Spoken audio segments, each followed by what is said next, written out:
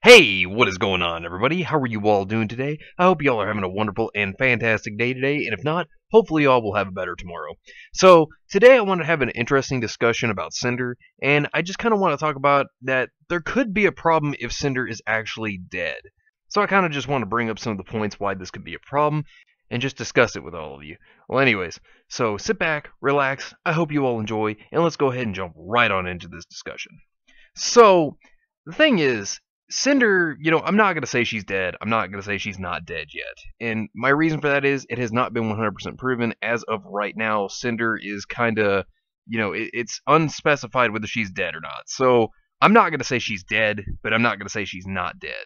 But if in case the fact that she does turn out to be dead, that she is dead, there are, at least to me, some problems if she's gone. If she is officially killed off, I feel like this does create a few problematic things within the series considering Cinder.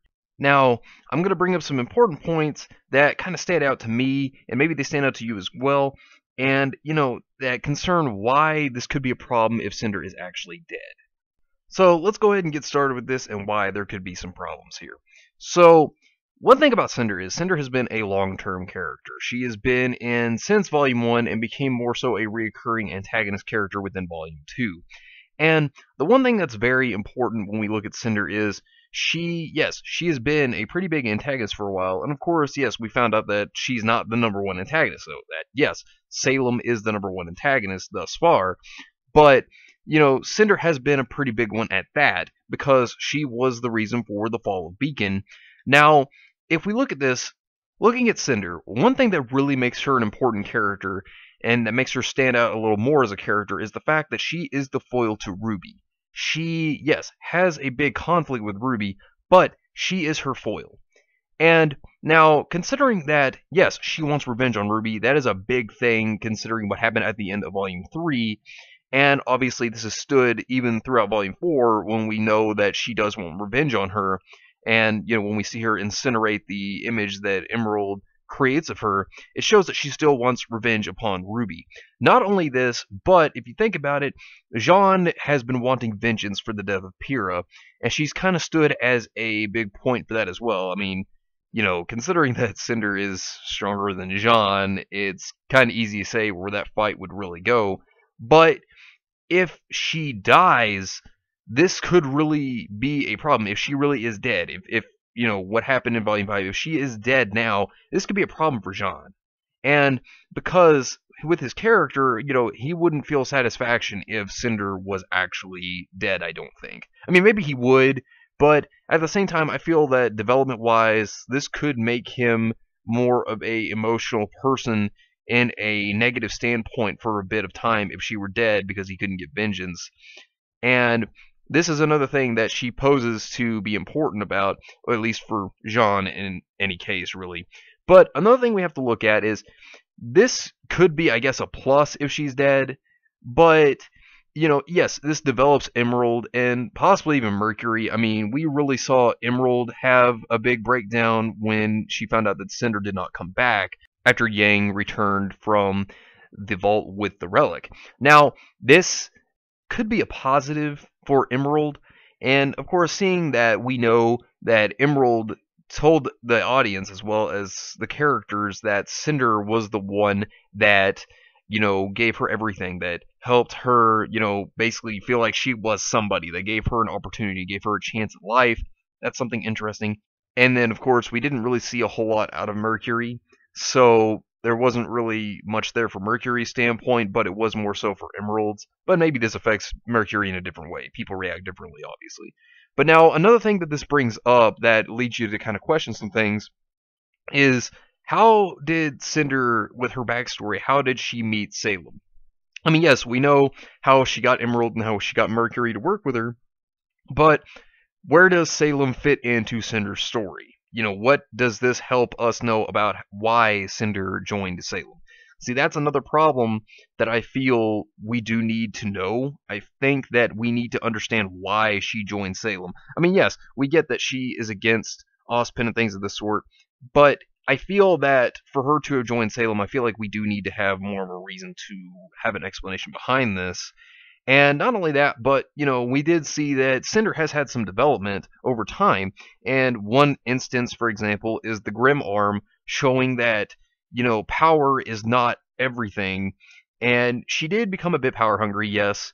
And of course, sacrificing her arm for a Grim Arm basically kind of proved the point that, hey, look, she has sacrificed this for power, and that power is not everything. I mean, and that's a thing that another thing we need to actually kind of understand more about Cinder is what has drove her to want so much power. I mean, yes, we get that she does want power, but what is the initial goal behind trying to gain all this power? And if it's not explained, then we have a problem with trying to understand a bit more of her backstory. I mean, yes, we have a start to her developing as a character, and she has developed decently in comparison to a bunch of other characters, but what is it that started her off to want all this power? What is it that, made her have this? And, another thing is, it was good to see that we do have a backstory for her when it comes to, Emerald, Mercury, and getting the White Fang. I mean, it was very good to see this. But I feel that, obviously, there is more before that, even. And there could be some situations that, could have made her want this.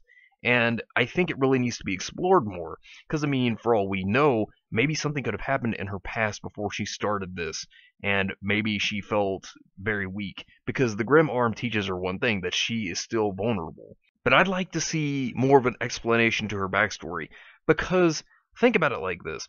One thing that could contribute to her wanting more power could be the fact that if you look at every single last one of Salem's followers, they mock her, they treat her with disrespect. I mean, and if you notice, I mean, obviously Mercury and Emerald treat her with respect, but aside from that, Hazel, Tyrion, and Watts have all treated her with disrespect, as if she was just a girl that is just weak and that doesn't really matter. And now that could contribute to her wanting more power. This could contribute to her wanting to be this powerful individual and everybody see her as someone that is an equal rather than is inferior. And if you look at it like this, the problem is that we don't really have much of that. All that we can go off right now is that she was mocked. She was put down by people that are supposed to be her allies, and that could actually make her feel bad. That could put her down and make her want to be strong. And if you think about it, this could leave her to feeling vulnerable. This could leave her to feeling like this power is what she actually needs to prove her worth, that she needs this to seem strong, to be feared, because that's what she wanted. She wanted to be strong, and for her to be put down and ridiculed by others, that would make her feel vulnerable. That would make her feel like she is a weak individual. And if you look at it, since we don't really know this becomes a problem for us trying to understand why she wants power. And I myself, I am a fan of Cinder. I really do enjoy Cinder's character. I think that she is a good character, but I just feel like that there needs to be more open for us to understanding her backstory. And I feel that there is still more characteristics that can be opened up. And obviously, they need to talk about her backstory. They need to go more into Cinder. And I think that because she has been such an important character for a long time, I think that we do need to see, her past, kind of flushed out more for us to have more of an understanding. And, not only this, but I think one thing that could, have influenced her to feel this way is if you take a look at it, Cinder has had problems with the ways the academies work. Now, this could also influence more of her backstory if you think about it as well, and could give us maybe an idea to maybe something inside her past that we have not even seen yet. Because if you think about back on the Great War before the academies were created, if you think about it, of course, who was the ones that actually attacked? If you think about it, before Atlas and Mistral became what they are known as today, thinking about it like this, if you have, Beacon, for example, which the former, king, who was supposedly the resurrected Osmond, if you get what I mean, obviously destroyed a bunch of the residents from Mistral as well as Atlas before the kingdoms were even made. And this could be a part of the reason as to why she hates Ozpin. Because during the 10-Year War, the king was the one who took the mighty sword and scepter and then attacked and made one of the bloodiest wars that we've seen. If you think about it, this actually creates one bit of a problem, and Cinder obviously disagrees. Maybe she actually has come from Mistral, if you think about it, in Haven, like she actually did state with her speech. Maybe that's actually where she is from, even though we know that Fall is not her actual last name, and maybe she actually does originate from Mistral. And we already know that Cinder disagrees with the idea of how the military is used, as well as how the kingdoms go about how they do things. Now, maybe she wanted to find power to fight back, and maybe Salem was the answer. I mean, she did kill Ozpin because she disagreed with him, that she felt that he was wrong. And thinking about it, maybe Salem is the one who revealed the truth to her about Ozpin, because that seems the most likely case.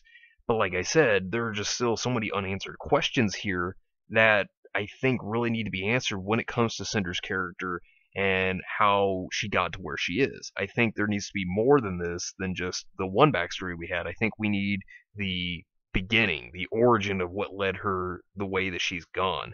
And, it's very interesting to know where she's gotten. I mean, she's had more developments than some of the other characters when it comes to antagonists, and it's been very enjoyable watching her thus far. I mean, just as Raven has stated, Raven's a smart individual. Well, if you think about it in comparison, Cinder has that in common. I mean, Cinder is an intelligent individual. I mean, her whole plan, it actually still worked out, even though it didn't work exactly the way she wanted it to, but she did create the fall of Beacon. It still happened, and it still worked out. But I really feel like that more about Cinder can be explored, and maybe Cinder's not even a real name. I mean, there's a lot of things that I still feel like there that we could see in her character more, and I would like to see things be explored more about her. I mean, maybe she can come back, maybe she can be her own presence and be a little angry at everybody, but I think, she'll go back to Salem if she does come back. And if you think about it, she survived one crucial impact before when it came to Ruby, with the silver eyes. She survived that. And if you think about it, I'm pretty sure a lot of us thought that, either she was dead or she was going to be missing for a while, and or even frozen like the Grim Dragon, who knows. But thinking about it, whenever a character typically dies in a series such as this, they're usually confirmed to be dead on screen. There's not many instances where they will die off screen unless they just mention it. And I don't think that Cinder's dead yet, considering we didn't see her, at least in my opinion, die on screen. And besides, the Maiden powers didn't seem to look like they transferred. Because when it came to Amber, when she died, we saw them transfer, but that could be a different scenario. Who knows?